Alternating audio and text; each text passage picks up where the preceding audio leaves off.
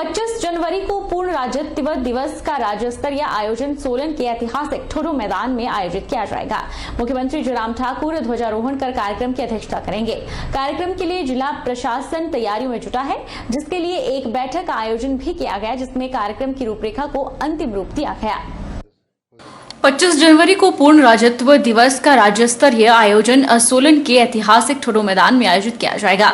अतिरिक्त उपायुक्त जफर इकबाल ने बताया कि राज्य स्तरीय कार्यक्रम की तैयारियां पूर्ण की जा रही हैं। इसमें परेड सहित आजादी के 75 वर्षों के विकास की झांकियां प्रस्तुत की जाएंगी। वहीं इस वर्ष मुख्य आकर्षण का केंद्र रेलवे विभाग की प्रदर्शनी होगी और रेलवे का रंगारंग कार्यक्रम होगा।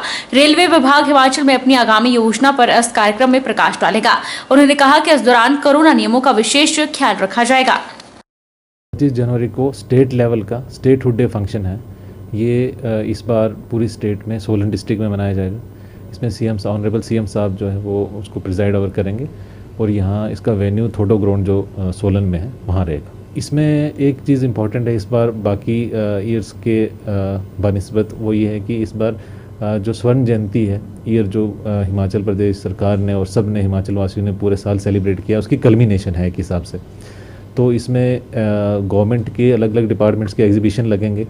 वहाँ पे ये दिखाया जाएगा कि सरकार ने और गवर्नमेंट के अलग डिपार्टमेंट्स ने हिमाचल की पूरी जर्नी डेवलपमेंट की कैसी रही है। कुछ टेबलूज़ हैं, झांकियाँ निकलेंगी, वो भी इस चीज़ को प्रदर्शित करेंगी आम जनता के लिए भी और सब लोग, ताकि देखें कि हिमाचल की यात्रा आज तक कैसे रही है और आगे हमें क्या करना है। तो रेलवे डिपार्टमेंट इस बार यहाँ पे एक स्पेशल प्रस्तुति कल्चरल फंक्शन में भी करेंगे और उसके अलावा उनकी जो है वो वहाँ दिखाएंगे कि मतलब फ्यूचर में हिमाचल में रेलवे कैसे एस्टेब्लिश हो जा रही है। नूरपुर की पंचायत सुलियाली में 10 बिस्तर आयुर्वेदिक चिकित्सालय में आयुर्वेदिक पद्धति से कक्षाल सूत्र पंचकर्म से रोगियों का बेहतरीन ढंग से इलाज किया जा रहा है, जिसको देखते हुए हिमाचल से दूर दूर के क्षेत्रों से रोगी इलाज करवाने यहां पहुंच रहे हैं। सुलियाली के आयुर्वेदिक चिकित्सालय प्रभारी डॉक्टर चंद्र प्रकाश अरुण ने कहा कि चिकित्सालय 10 बिस्तर आयुर्वेदिक चिकित्सालय है। आयुर्वेद की पहचान 2 कार्यक्रम आयुर्वेद में चलते हैं, जिनमें रोगियों के रोग निवारण के 2 तरीके, बवासीर के रोगियों का कक्षाल सूत्र द्वारा इलाज किया जा रहा है और इसके साथ कमर दर्द, सियाटिका, अमलपति, गैस्ट्राइटिका, शिरोसूट, सधिशोध और भी कई रोगों के लिए विभाग की तरफ से पंचकर्मा की व्यवस्था की गई है। पंचकर्म करने का सामान भी है और पंचकर्म स्पेशलिस्ट भी हैं। इसके साथ ही पिछले दिनों धर्मशाला में 10 डॉक्टरों और क्लास 4 के कर्मचारियों को मसाजर की ट्रेनिंग दी गई थी, उनको यहाँ नियुक्त किया गया है। उन्होंने कहा कि यहाँ काफी समय से चिकित्सालय को दिन रात सेवाएं जारी रखने की बात चल रही थी, अब उसके चलते काम चला हुआ है। जैसे काम खत्म हो जाएगा, विभाग से आदेश आ जाएंगे और लोगों को यह सुविधा भी मिलना शुरू हो जाएगी। ऐसा है कि ये 10 बेडेड आयुर्वेदिक हॉस्पिटल है और आयुर्वेद की पहचान मैं समझता हूँ कि 2 जो हमारे जो कार्यक्रम आयुर्वेद में चलते हैं, जो रोगियों के रोग को निवारण के जो 2 तरीके हैं, जिनमें बवासीर के रोगी मुख्यतः आते हैं, तो उनके लिए जो कक्षाल सूत्र विधि से जो हम ट्रीटमेंट देते हैं वो जहाँ पे चल रहा है। और इसके साथ साथ जो हमारे जो पेशेंट हैं, कमर दर्द के हैं, सियाटिका के हैं, जो अमलपित्त गैस्ट्राइटिस के पेशेंट हैं, शिरोशूल के पेशेंट हैं, बॉडी एक के पेशेंट हैं, जो ऑस्टियोआर्थराइटिस के, जन्म संधिशूल के जो पेशेंट हैं, उसके लिए यहाँ पे पंचकर्म की व्यवस्था विभाग की तरफ से की गई है। और यहाँ पे पंचकर्म बिल्कुल पंचकर्म का सामान अवेलेबल है, पंचकर्म स्पेशलिस्ट है। और अभी हाल ही में पंचकर्म के लिए जो धर्मशाला में ट्रेनिंग हुई, जिसमें 10 डॉक्टर्स को पंचकर्म की ट्रेनिंग दी गई है और 10 जो है हमारे क्लास 4 जिनको एज मसाजर ट्रेनिंग दी गई है और उनको प्रतिनियुक्ति में जहाँ लगाया गया है।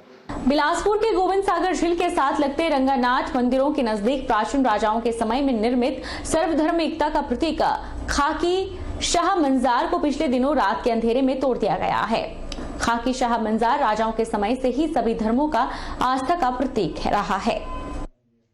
सर्वधर्म समभाव राष्ट्रीय मंच के पदाधिकारियों ने देश के प्रधानमंत्री और प्रदेश के मुख्यमंत्री से मांग की है कि असामाजिक तत्वों के खिलाफ कड़ी कार्रवाई अमल में लाई जाए। इसी कड़ी में सर्वधर्म समभाव राष्ट्रीय मंच के राष्ट्रीय अध्यक्ष, राष्ट्रीय महासचिव, राष्ट्रीय प्रवक्ता और राज्य उपाध्यक्ष की संयुक्त अगुवाई में पुलिस अधीक्षक सज्जू राम राणा को ज्ञापन सौंपा गया।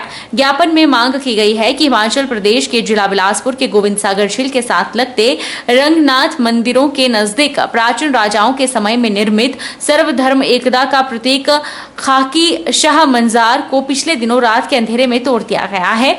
खाकी शाह मंजार राजाओं के समय से ही सभी धर्मों का आस्था का प्रतीक रहा है।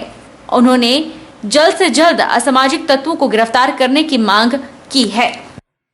बिलासपुर जिला के सांडू मैदान में स्थापित श्री आदरणीय एकता और अखंडता का प्रतीक खाकी शाह की मजार के ऊपर कुछ असामाजिक तत्वों द्वारा कुछ तोड़फोड़ की गई है, तो हम प्रशासन से मांग करते हैं कि इन असामाजिक तत्वों को तुरंत गिरफ्तार किया जाए ताकि देश और प्रदेश का जो शांतिपूर्ण माहौल है उस कोई क्षति ना हो। हिमाचल प्रदेश राज्य औद्योगिक विकास निगम की ओर से बद्दी के औद्योगिक क्षेत्र दबनी की 6 प्लांट 9 करोड़ 8 लाख में बिके। सबसे अधिक बोली हिंदुस्तान पॉलीपेब के संचालक कौशलेंद्र शर्मा ने 16,100 रुपए प्रति वर्ग मीटर के हिसाब से दी और प्लांट अपना नाम किया। 6 प्लॉट थे जिनकी ऑक्शन हमने करनी थी और 40 लोगों ने अपनी रजिस्ट्रेशन करवाई थी, क्योंकि हमारा तरीका ये है कि पहले जो भी पार्टिसिपेंट होगा पहले अपने आप को उसको रजिस्टर करवाना होगा। 40 लोगों ने रजिस्ट्रेशन करवाई थी। हमारा जो है सारे ही प्लॉट 6 के 6 प्लॉट जो है हमारे इस ऑक्शन में बिके हैं। जो जहाँ तक रेट की बात रही है, हमारा जो हाईएस्ट रेट गया है वो 16,100 रुपया पर स्क्वायर मीटर, ये हाईएस्ट बिड हमारे को एक प्लॉट के लिए मिली है। इसके अलावा हमारे जो बाकी प्लॉट्स हैं उनके एक प्लॉट 10,300 रुपये में गया है, एक 8500 में, 9,000, 9200 रुपया, ऐसे ऐसे हमारे ये रेट्स डिफरेंट प्लॉट्स के हमारे को मिले हैं। टोटल हम ट्रांजैक्शन की बात करें तो करीब 9 करोड़ 8 लाख रुपए की ये सारी प्रॉपर्टीज़ थी जिनको आज हमने सेल आउट किया है, ऑक्शन किया है। इनका 10% जो कॉस्ट ऑफ प्रॉपर्टीज़ होता है वो हम सेम डे हम ले लेते हैं, उनको पे करना होता है 10%, उसको EMD बोला जाता है। ये करीब 90-91 लाख बनता है। तो ये जो 10% कॉस्ट है ये भी हमारे पास रिसीव हो चुकी है। नालागढ़ थाना के तहत जगातखाना के पास ढाबे में देर रात हरियाणा पुलिस की एंटी नारकोटिक्स की टीम पर ढाबा मालिक और उनके 2 बेटों द्वारा हमला कर दिया गया, जिसके बाद नारकोटिक्स टीम के इंचार्ज ने थाना नालागढ़ में इसकी शिकायत दी, जिसके बाद पुलिस ने मौके पर जाकर ढाबा मालिक के दोनों लड़के हरमीत और हितेश को हिरासत में लिया है, जबकि ढाबा मालिक जीतराम मौके से फरार हो गया है। कुरुक्षेत्र की एंटी नारकोटिक्स की टीम ने थाने सदर पुलिस थाना क्षेत्र से NDPS के मामले में आरोपी की निशानदेही पर छानबीन करने नालागढ़ के जगातखाना में छापा मारने के लिए पहुंची, लेकिन वहां उन पर जानलेवा हमला हो गया। पुलिस से मिली जानकारी के अनुसार जगातखाना में जीतराम के ढाबे में पूछताछ के लिए गए हरियाणा पुलिस कर्मियों के साथ जीतराम और उसके दोनों बेटों में कहासुनी हो गई, जिसके बाद ढाबे में बैठे आसपास के लोगों ने मिलकर पुलिस कर्मियों को घेर लिया। साथ ही पुलिस कर्मियों की सर्विस रिवॉल्वर भी उनसे छीन ली, जिसके बाद ढाबा मालिक द्वारा टीम पर हमला बोल दिया।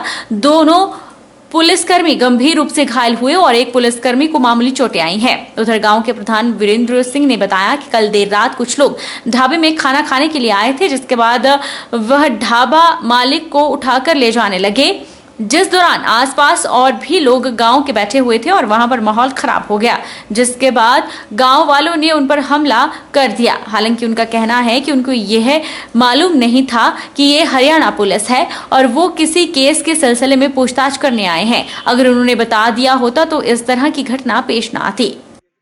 रात जो हादसा हुआ है इसके रिगार्डिंग तो ये है कि मतलब कोई ये बता रहे हैं कि हमें भी यहाँ के पता चला कि हरियाणा पुलिस के कर्मी थे, वो वहाँ पे उनके होटल पे रोटी खाने वगैरह कुछ आए, उसके तो उन्हें उठाने लगे। तो वैसे तो कोई पहचानता तो है नहीं था क्योंकि वैसे भी सिविल ड्रेस में थे वो।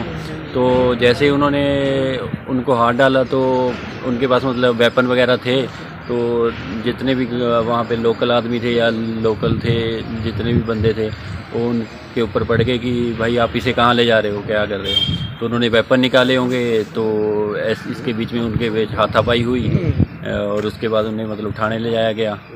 तो यही सब हुआ है बस। वहीं इस पूरे मामले पर जानकारी देते हुए नालागढ़ के एसएचओ ने बताया कि नालागढ़ पुलिस को नारकोटिक्स टीम की इस कार्रवाई की कोई सूचना नहीं थी और जांच की जा रही है। वहीं नालागढ़ अस्पताल के डॉक्टर ने बताया कि उनके पास 3 लोग घायल अवस्था में आए थे, जिनमें से एक व्यक्ति को मामूली चोटें आई हैं, वहीं 2 गंभीर घायल हैं। हरियाणा पुलिस की एंटी नारकोटिक सेल की टीम, जो कि थानेश्वर कुरुक्षेत्र से आई थी, वो किसी तफ्तीश के सिलसिले में आए थे और हमारे यहाँ पर जगात खाना के पास एक जीत राम है, वो होटल करते हैं, तो वो तफ्तीश के सिलसिले में वहाँ आए थे और वहाँ पर उनके साथ मारपीट हुई। तो जो टीम के इंचार्ज थे सब इंस्पेक्टर नरसिंह, उनकी कंप्लेंट आई कि हम ऐसे ऐसे आए थे और हमारे साथ जीतराम ने और उसके बेटों ने मारपीट की है। नहीं, हमारे नॉलेज में नहीं था। हमारे नॉलेज में बाद में जब ये घटनाक्रम हो गया था, जिसमें हमने मुकदमा पंजीकृत कर लिया है और हमने जीतराम हमारे मौका पर पहुंचने से पहले फरार हो चुका था, जिसकी तलाश की जा रही है और इसके 2 बेटों हरमीत और हितेश को हमने अरेस्ट कर लिया है रात ही। राजकीय C&V अध्यापक संघ ने मांग की है कि पंजाब की तर्ज पर प्रदेश के C&V अध्यापकों को वेतन दिया जाए, साथ ही अंतर जिला योजना के तहत स्थानांतरित अध्यापकों को दूसरे जिलों में जाने पर तुरंत नियमित किया जाए। शुक्रवार को संघ की बैठक राजकीय वरिष्ठ माध्यमिक पाठशाला छात्र बिलासपुर में आयोजित हुई, जिसमें इन मांगों को प्रमुखता से उठाया गया।